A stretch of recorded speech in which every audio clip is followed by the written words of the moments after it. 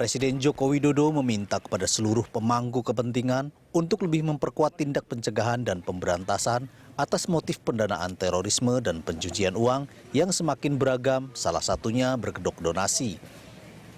Jokowi menegaskan pencegahan pencucian uang dan pendanaan terorisme harus terus diantisipasi. Kondisi yang mengganggu integritas dan stabilitas sistem perekonomian dan sistem keuangan ini harus dimitigasi. Jokowi juga mengajak Satuan Tugas Daftar Terduga Teroris dan Organisasi Teroris untuk menelusuri tindak pendanaan terorisme yang acap berkedok donasi masyarakat dan kemanusiaan. Optimalkan juga peran Satgas Daftar Terduga Teroris dan Organisasi Teroris untuk mencegah pendanaan terorisme yang dihimpun melalui donasi masyarakat, berkedok sumbangan kemanusiaan dan upaya lain yang bertujuan untuk menarik simpati masyarakat. Jokowi juga berharap Pusat Pelaporan dan Analisis Transaksi Keuangan atau PPATK berperan lebih besar untuk mengembangkan ekosistem keuangan yang kondusif. Jokowi meminta PPATK mendukung program pemerintah dalam pemberantasan korupsi yang makin canggih. Tim Liputan, Berita 1, Jakarta. Pemirsa, waspadai pendanaan terorisme, itulah topik dialog kita di pagi hari ini. Presiden Joko Widodo mengatakan peran Satgas Daftar Terduga Teroris dan Organisasi Teroris perlu dioptimalkan. Tujuannya semata-mata untuk mencegah pendanaan terorisme yang dihimpun melalui donasi masyarakat. Lantas, apa upaya pemerintah untuk mencegah pendanaan terorisme melalui donasi? Langsung kita membahasnya bersama Ketua PPATK Dian Ediana Rey. Selamat pagi, Assalamualaikum Pak Dian. Halo Pak Dian. Ya, nampaknya terputus. Nanti kita akan coba hubungi kembali. Dan juga ada pengamat terorisme Al Haidar. Selamat pagi, Assalamualaikum Pak Haidar. Waalaikumsalam warahmatullahi. Ya. Sehat ya Pak ya? Ya, sehat alhamdulillah. Pak Al Haidar, nah ini kalau bicara soal dana yang digunakan oleh kelompok teroris, yang sebetulnya ini bukan hal baru. Kalau saya tidak salah beberapa waktu lalu juga banyak sekali disampaikan bahwa ada dana-dana dari masyarakat yang mungkin masyarakatnya tidak tahu, yang sebetulnya itu mengalir justru ke kelompok-kelompok terorisme. Sebetulnya menurut amatan Anda ini apakah satu hal yang baru atau sebetulnya memang dari dulu sudah terjadi? Iya, sebenarnya sudah dari dulu ya mereka melakukan proses pengumpulan dana lewat crowdfunding. Yang paling marak sebenarnya terjadi dimulai pada tahun 2007. Pada waktu itu banyak kelompok-kelompok yang berafiliasi kepada Al-Qaeda itu melakukan crowdfunding secara masif melalui kotak-kotak amal begitu, ataupun mereka hadir pada acara-acara perhelatan masif ya, acara-acara massal yang ada di berbagai tempat, sehingga mereka kemudian menyebar orang-orang untuk mengumpulkan pendanaan. Dan banyak dari orang-orang yang mengumpulkan itu tidak tahu bahwa seakan-akan itu adalah pengumpulan dana untuk kegiatan demo ataupun aksi, dan itu sangat sukses. Pak Haidar, maaf saya potong. Saya ingin menggarisbawahi. Tadi Anda mengatakan mereka yang mengumpulkan dana sebetulnya tidak tahu bahwa dana itu akan digunakan untuk aksi-aksi terorisme. Ya, betul sekali. Karena yang namanya crowdfunding itu adalah kumpulan crowd, kumpulan kerumunan orang yang kemudian menyumbangkan begitu banyak dana, ya. Dananya sebenarnya dana yang dikumpulkan adalah dana recehan, tapi kalau dalam jumlah yang sangat besar, itu menjadi sangat luar biasa masif dan besar sekali dana tersebut. Dan kemudian pada tahun 2008, setahu saya mereka sudah mulai mengumpulkan untuk kegiatan pelatihan-pelatihan juga dan sebagainya, termasuk juga beberapa pelatihan yang ada di Ambon. Dan juga di Poso, mereka mengumpulkan untuk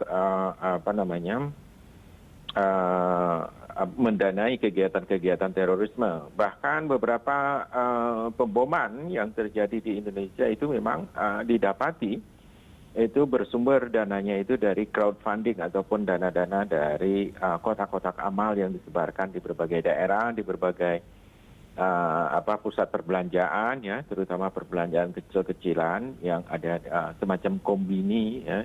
Kalau di Jepang itu kombini supermarket kecil begitu, yang orang nggak begitu aware, nggak begitu peduli dengan uang receh yang mereka sumbangkan itu, karena itu adalah uang kecil yang tidak mereka anggap cukup berarti, dan mereka tidak peduli juga pada waktu itu bahwa dana itu akan dipergunakan untuk apa, tapi mereka menganggapnya husnuzon saja bahwa itu akan dipergunakan untuk membiayai operasional rumah yatim piatu ataupun kegiatan-kegiatan gitu ya. Pak Haidar, maaf, ini kan kalau misalkan kotak amal atau kotak donasi seperti itu kan nggak mungkin ini digunakan untuk kegiatan terorisme, gitu kan? Ditulisnya itu pasti nggak akan seperti itu. Nah, ya betul. Nah, ini biasanya mereka itu apa alasannya biasanya? Apakah pembangunan tempat ibadahkah, untuk korban bencana kah, atau apa? Dan terus kemudian apakah itu dalam bentuk yayasan kah, yayasan resmi kah, atau bagaimana sebetulnya itunya? Apa namanya? Secara kasat mata dilihatnya kotak-kotak amal yang biasanya digunakan. Ya, kotak-kotak amal itu biasanya dipergunakan dengan menggunakan nama-nama yayasan. Ada nama-nama yayasan yang asli memang. Karena mereka untuk menempatkan ke beberapa tempat, seperti pusat-pusat perbelanjaan, itu memang meminta legalitas. Dan mereka penuhi legalitas itu. Dan karena birokrasi kita kan tidak mengecek lagi, karena tidak ada... karena pemerintah kita kan tidak meratifikasi konvensi PBB tentang List of Designated Terrorist Organization, yang merupakan konvensi entah tahun berapa, tahun 2001 atau 2002 begitu. Nah, itu adalah konvensi PBB yang cukup penting untuk membuat daftar tentang organisasi terlarang atau teroris, dan itu tidak dilakukan oleh pemerintah, dan itu siapapun pada akhirnya bisa memperoleh legalitas itu hanya sebagai stempel biasa saja, dan itu bisa beredar dimanapun. Artinya, Pak Haidar, kalau itu adalah yayasan resmi, artinya yayasan itu memang terafiliasi dengan kegiatan terorisme.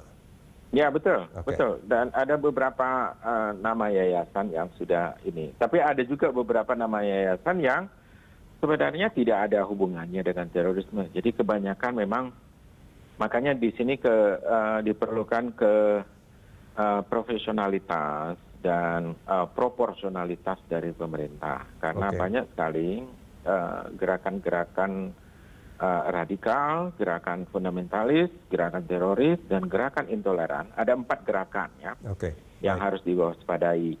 Nah, ini tiap-tiap gerakan pada dasarnya itu menggunakan crowdfunding itu, dan mereka selalu di permukaan itu menggunakan yayasan-yayasan, dan itu untuk pendanaan kegiatan mereka. Jadi juga pemerintah harus tahu bahwa ada perbedaan antara organisasi intoleran, organisasi fundamentalis, organisasi radikal, dan organisasi teroris. Pak Haidar, boleh kalau saya simpulkan, dalam proses crowdfunding itu, publik meskipun mungkin dia tidak peduli, tapi bisa dipastikan bahwa keterangan pada identitas mungkin kotak amalnya itu semuanya bohong. Tidak semuanya bohong, ada yang benar. Misalnya yayasan Abdurrahman bin Auf itu dia benar-benar yayasan. Enggak, artinya ketika mereka mengumpulkan dananya, itu kan misalkan ada ditempel tulisan untuk bantuan apa, donasi untuk apa? Donasi bencana alam. Kadang-kadang benar bencana alamnya disalurkan, tapi itu hanya 20%, 10% saja. Sementara sebagiannya itu digunakan untuk hal yang lain, seperti kegiatan. Iya, sebagian yang lain dipergunakan untuk operasional mereka. Baik. Saya ke Pak Dian Ediana. Pak Dian, selamat pagi Pak. Pak Dian, halo. Pak Dian Ediana. Ya, Pak Dian, ini terkait pernyataan Presiden kemarin sebetulnya tentang pendanaan terorisme. Nah ini sebetulnya kalau saya tidak salah juga ini beberapa waktu lalu PPATK juga mengatakan bahwa sebetulnya dalam analisis PPATK banyak sekali dana-dana yang mengalir itu pada akhirnya bukan hanya narkoba, pencucian uang, tapi juga soal pendanaan terorisme. Nah sebetulnya dari analisis PPATK hingga saat ini seberapa besar sebetulnya dana-dana yang diduga itu memang untuk aksi-aksi terorisme.